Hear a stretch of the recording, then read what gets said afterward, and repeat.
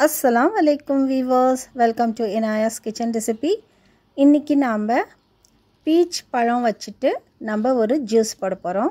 வாங்க எப்படி பண்றான்னு பார்க்கலாம். இந்த பீச் பழத்துல வந்து ரெண்டு வெரைட்டிஸ் இருக்கு. ஒன்னு வந்து இந்த மாதிரி தட்டையா உருண்டையா இருக்கும்.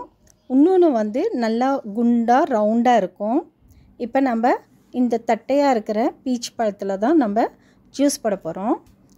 இப்போ நம்ம இது மேலே இருக்கிற தொல்லியை உரிச்சிட்டு அதுக்குள்ளே இருக்கிற அந்த கொட்டையை வந்து தனியாக எடுத்து போட்டுருங்க.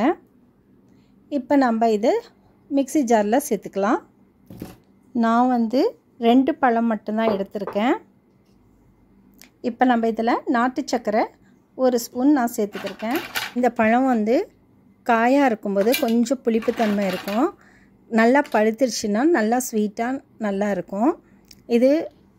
இது கூட நீங்கள் வந்து சுகர் வேணும்னா போட்டுக்கலாம், இல்லைன்னா அவாய்ட் பண்ணிக்கலாம். இதில் நான் வந்து ஐஸ் க்யூப் போட்டுட்டு இப்போ நம்ம ஜூஸ் அடிச்சிடலாம்.